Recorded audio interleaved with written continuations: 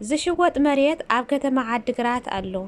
ሰላም ተይረሳዕኹን ሰላም ኣብ ኩሉ ኩርና ዓለም ትርከቡ ናይ ኤልቢ ዩቱብ ተኸታተልቲ ኣብ ኩሉ ኩርና ዓለም ትርከቡ ከመይ ቀኒኹም ኩሉ ሰላም ድዩ? ብኣይ ወገን ሰላም እየ እግዚአብሔር ይመስገን። ከምታ ኣነ ሰላም ዘለኽዎ ሰላም ከም ትኾኑ ድማ በዓት ትምልእ ተስፋ እየ።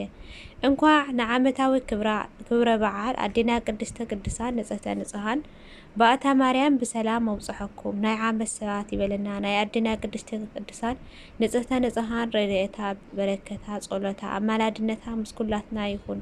ሎማዓንቲ ዕለት 3 ታሕሳስ ኣዴና ቅድስቲ ድንግል ማርያም ናብ ቤተ መቅደስ ዝኣተወሉ ትሉ ዕለት እዩ። እንኳዕ ኣብጽሐና በረከታ ምስ ኩላትና ህዝቢ ይኹን እንዳወልኹ እምበርከስ ነዚ ቻናል ሓደሽቲ ነዝኾንኩም እንኳዕ ደሕና መጻኹም ሰብስክራይብ ገይርኩም ቤተሰብ ኩኑ። ቤተሰብ ንዝኾንኩም ድማ ከምቲ ልሙድ ላይክ ሸር ከምኡውን ሃናፅ ርእይቶኹም ሓሳብኩም ምብርታዕኩም ድማ ኣብ ኮሜንት ብምግዳፍ ኣበራታትዑኒ። ነዛ ቪድዮ ድማ ብላይክ ጀምርዋ ደቂ ዓበይቲ ላይክ ተገይርኩም ባዕሉ ዩቲዩብ ናብ ኩሉ ክዝርግሖ እዩ። ስለዚ ኩራት ሕዋተይ ላይክ ብምግባር ጀምሩ። ናብ መሓዝትኩም ናብ ትፈጥዎ ዘለውኩም መሓዝትኩም ድማ ሸር ግበርለ ኢኹም።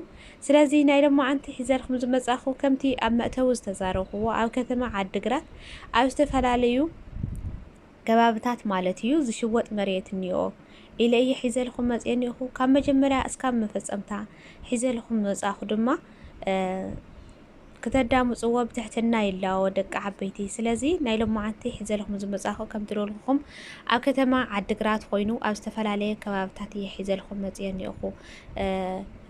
ንዋዕሉ ዋላ ኣብቲ ሓደ ከባቢ ሓደ መንደር ኮይኑሲ ንሱ ድማ ዝተፈላለዩ ዋጋ ዘለዎ እዩ። ናይ ቦታ እዚ እንታይ ዘርእየካ ናይ ቦታ ኣፈላላይ ከም ዘለዎ ኣንጎሎ ከምኡ ድማ እዚ ዝተገምጣለሎ ዕሙቕ ዝበለ ብርኽ ዝበለ ተኾይኑ ዝብርኽ ዝበለ ተኾይኑ ዝሓመድ ፍሒርካ ወይ ትሸጦ ኢኻ ወይም ድማ ለኻሊእ ተውዕሎ ኢኻ ማለት እዩ። እንድሕር ዕሙቕ ዝበለ ተኾይኑ ትመሬት ድማ ንሽተይ ቅንስ የብል እዩ። ንስ ድማ እንድሕር ቅንስ ዘብል እንድሕር ዕሙቕ ዝበለ ማለት ሓመድ ገዚእና እምኒ ጸጸር ምናምን ድማ ስለ እንመልኦ ማለት እዩ።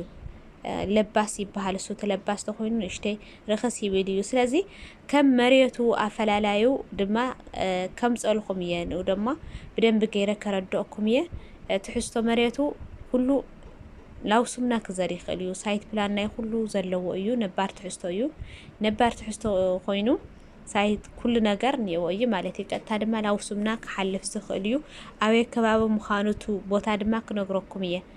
ነባር ትሕዝቶ ኮይኑ 140 ካሬ ምጽኣ ወርቂ ኮይኑ ኣብ ከባቢ ምጽኣ ወርቂ ሳይት ፕላን ዘለዎ 140 ካሬ 1.9 ካልኣይ ድማ ነባር ትሕዝቶ ኮይኑ 140 ካሬ ዋጋ 2 ሚልዮን እዚውን ሙጽኣ ወርቂ እዩ። ሕዚ ሃምዝለኩም ለኹ ክልተ ቦታ እኒዋሉ ሽወጣሲ ዘን ክልተ ቦታሲ ታሓንቲ 1.9 ታሓንቲ ድማ 2 ሚልዮን ኔዋ ማለት እዩ። ስለዚ እዚ ናይ ቦታ ኣፈላላይ ስለ ዘለዎ ክልቲአን ኣብ ምጽኣ ወርቂ እየን፣ ግን እና ክልቲአን ላይ ላውሱምና ክሓልፋ ይኽእላ እየን ማለት እዩ። እዚ ድማ ድርድር እውን ኣለዎ እዩ። እዚኣተን ክልቲአን 140 ካሬ ኮይነን ኣብ ምጽኣ ወርቂ ክልቲአን 1.9 ሓዲኣ ድማ 2 ሚልዮን ማለት እዩ። 1.9 ሚልዮን እየ ዝብለኹ።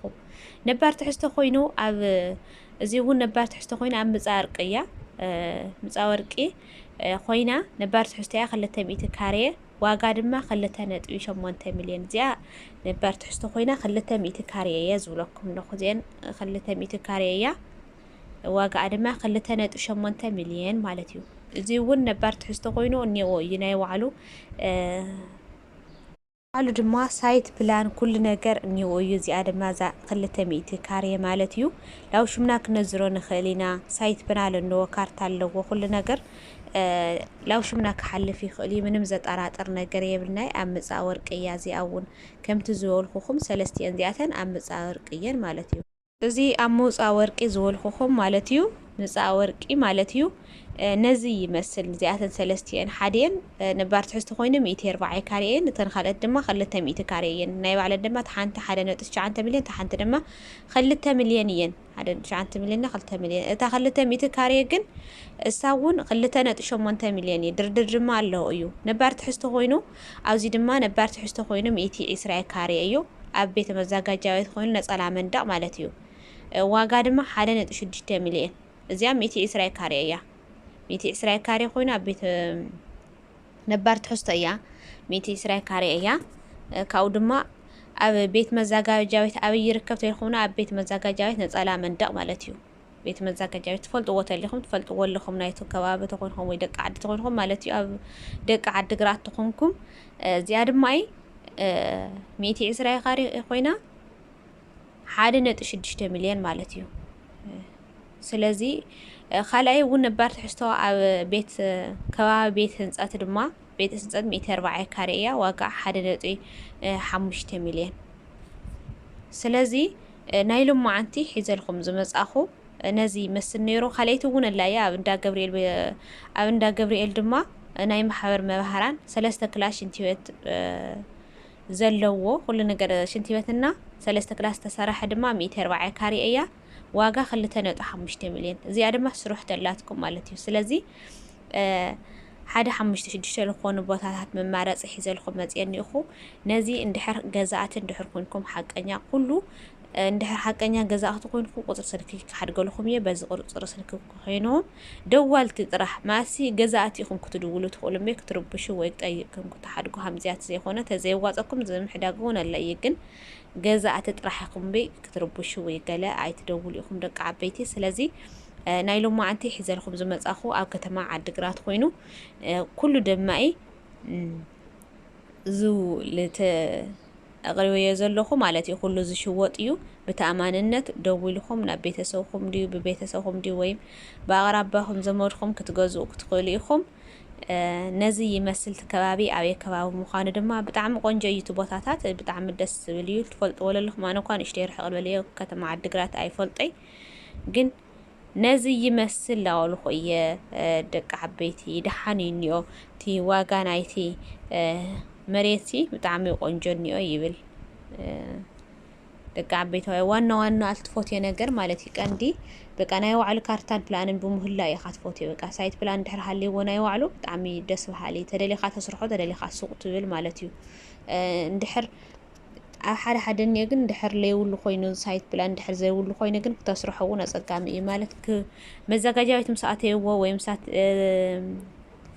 حقاو نكوخون ندحر كارتا عاتيو خوينوسي مهندس عاتيو وسقطا ناتخا غزا كفرس يخيل زي كفرس ون يخيل اطراطره كونتات كام مخان ግን በቃ بملء تأمانነት ኣብ حقاو ቦታ ገዚእኻ ልብኻ ዓሪፍኻ ተስሩሖ ትኽእል ዋላ ሓንቲ ክላስ ትኾን ዋላ ድግድጋ ትኾን ዋላ ብጭቃ ይኹን ብዙኾነ ይኹንሲ ገዛኻ ትሰርሐሉ እፎየልኻ ትዕርፈሉ እንድሕር ኮይኑስ ብጣዕሚ እዩ ቆንጆ ይብል ድሕር ላምግዛ አበቂዕና ኮይና እግዚአብሔር አምላክ ለአና ለወሎ ለማንም ይውለይ ብዙኾነ ግን همزي يمثل لك عبيتي بحطهم مسرتي لحاتتكم لنيركم يخم أمسنا كتما عدقرات دمالا والكم لنيركم أم كتما عدقرات دما حيزلكم مزيان يخدك عبيتي هاي عدقرات كبابي آن جزعت تليكم أمسيلكم نيخو هاي نجزع داولكم إيه بخالي تحسون غطس على دمائي تمسؤلكم إيه أستفعل عليه كتماتات حيزلكم كمزية